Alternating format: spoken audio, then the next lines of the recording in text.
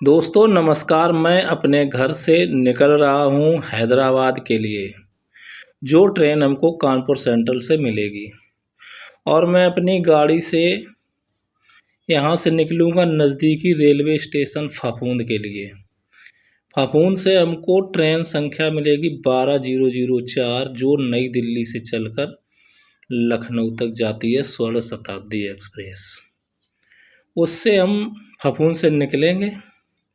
इसके पहले हम अपने निवास कंचौसी से निकलते हुए और साथ में हमारे इस ट्रिप में रहेंगे शिवपूजन शर्मा, जो कि बान के रहने वाले हैं, और जो गाड़ी लेकर के जा रहे हैं मेरे साथ वो सोवरन ड्राइवर हैं कंचौसी के। और ये सोवरन बीच में है और ये शिवपूजन पंडित जी जो है गुलाबी शर्ट पहने हुए हैं, ये गाड़ी ड्राइव करते हैं। ये सभी गाड़ियां चला लेते हैं और इस गाड़ी को फफूंद तक लेके जा रहे हैं बोलेरो SLX। ये मेरी गाड़ी है और हम लोग अपने घर से तैयारी बना के निकले हैं। कंचौसी से 10 किलोमीटर दूर फफूंद रेलवे स्टेशन है, जहां ये गाड़ी हमको ड्रॉप करेगी यहाँ से जो है। और ये रास्ता है कंचौसी गांव से निकलते हुए सीधे पहुंचेंगे। और ये हैदराबाद जो है ट्रेन मिलेगी हमको कानपुर सेंट्रल से, जो तेलंगाना राज्य में है, जो जुड़वा 2 शहर हैं। और मैं फफूंद रेलवे स्टेशन पर अपनी गाड़ी से उतर करके अब सीधे प्लेटफार्म की ओर जा रहा हूँ। प्लेटफार्म नंबर 2 पर आएगी ट्रेन स्वर्ण शताब्दी एक्सप्रेस। और ये फफूंद रेलवे स्टेशन ऊपर से फुट ओवर ब्रिज से इस तरह से दिखता है। और ये पंडित जी हैं और स्टेशन काफी अच्छा है। यहाँ पर बैठ करके हम इंतजार कर रहे हैं के रास्ते न्यू दिल्ली को जाने वाली कुछ ही समय में प्लेटफॉर्म क्रमांक 3 पर आ रही है। धन्यवाद।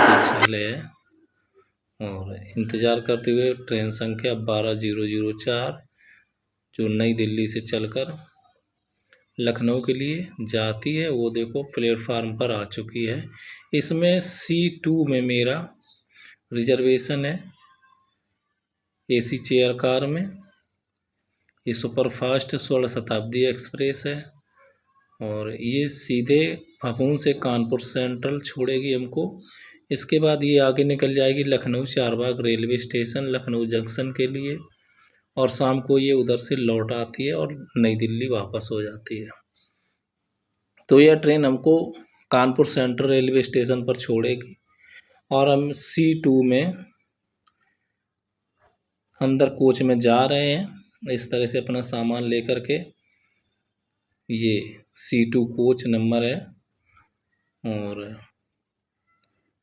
78-77 सीट नंबर थी मेरी इसमें। और अपना सामान रख करके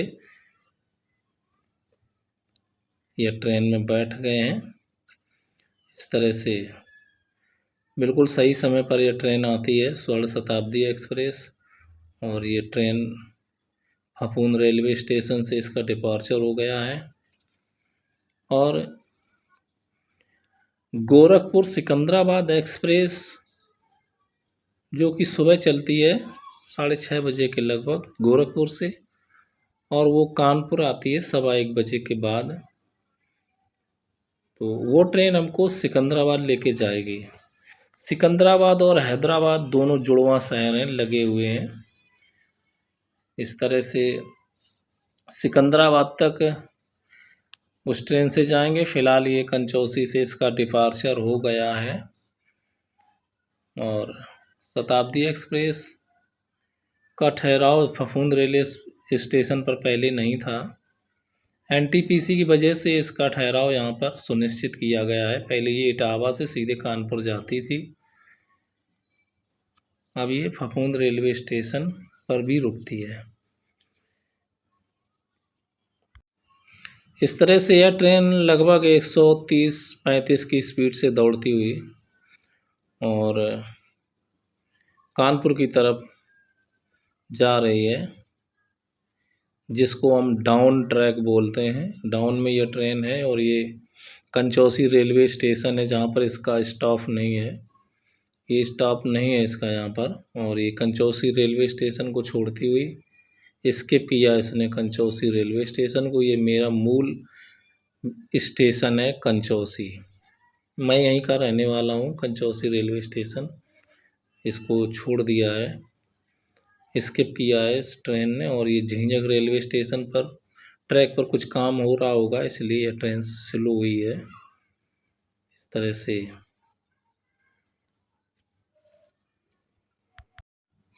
यह झिंझक रेलवे स्टेशन जो कि कानपुर देहात में पड़ता है।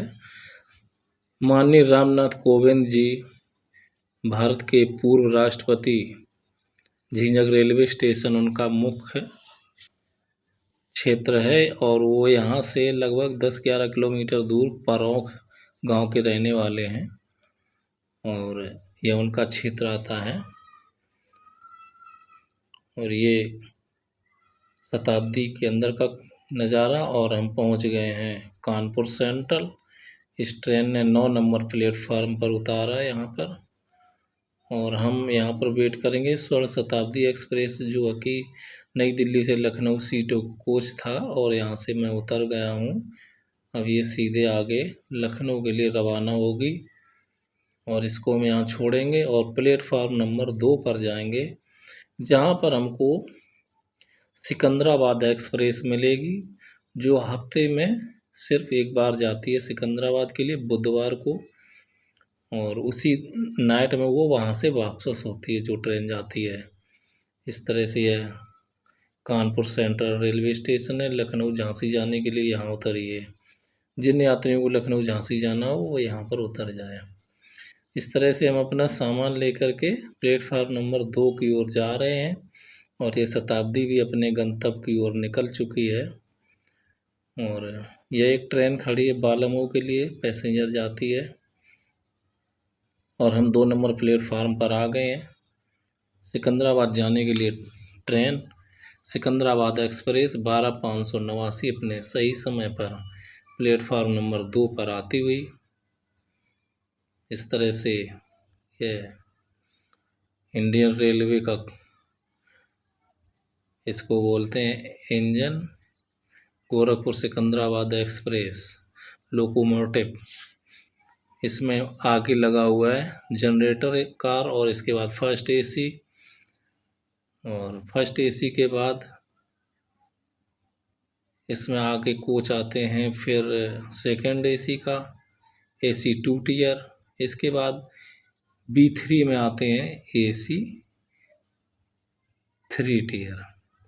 तो इस तरह से B1 B2 B3 जो भी होता है वो एसी 3 टियर का होता है।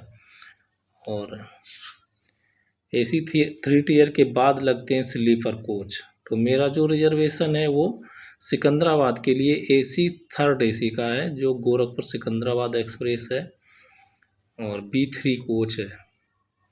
इस तरह से यह एक्सप्रेस आकर के सुपरफास्ट ट्रेन है और प्लेटफार्म नंबर 2 पर खड़ी हुई है, और मैं इस पर बैठते हुए अपना सामान लेकर के सीट नंबर 23-24 जो था, लोअर बर्थ और अपर बर्थ साइड में जो होता है, इसमें मेरा रिजर्वेशन है। तो 3rd एसी में देखिए यात्री पहले से लेटे हुए हैं, कुछ लोग सो रहे हैं, और इसमें कंबल, एक चद्दर, एक तकिया और एक चद्दर बिछाने के लिए, इस तरह से 2 चद्दर, एक कंबल और एक तकिया मिलता है।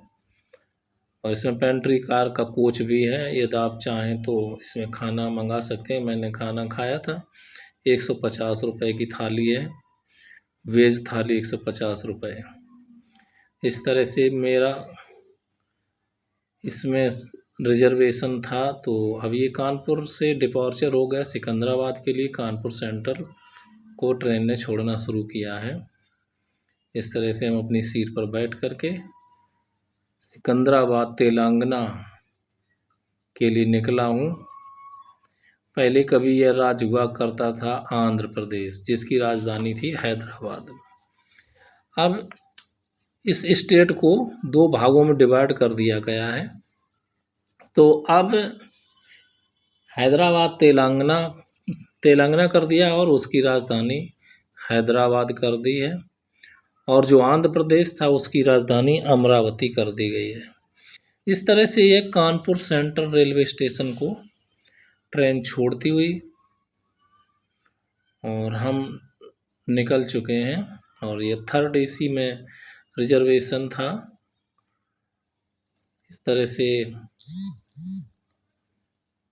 यह ट्रेन लगभग 26 से 28 घंटे का टाइम लेती है सिकंदराबाद पहुंचने के लिए। लगभग कल इतने ही टाइम पहुंचेगी ये सिकंदराबाद। ये ट्रेन मेमो खड़ी है, 2:10 पर यहाँ से छूटेगी टुंडला के लिए, और यह ट्रेन झांसी रूट पर दौड़ती हुई अगला स्टेशन आएगा पुखराया रेलवे स्टेशन, और ये नदी का बेहड़ इलाका यमुना का।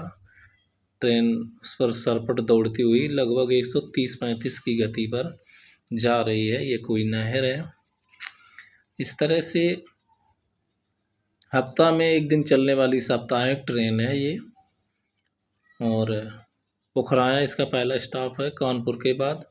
इसके बाद ये झांसी रुकेगी, झांसी से होती हुई सीधे निकलती है आगे बीना होती हुई। इसका बीना स्टॉप नहीं है, बीना स्टॉप नहीं है इसका। इस तरह से यह ट्रेन पुखराया रेलवे स्टेशन से इसका डिपार्चर हुआ है सही समय पर, और हैदराबाद के लिए।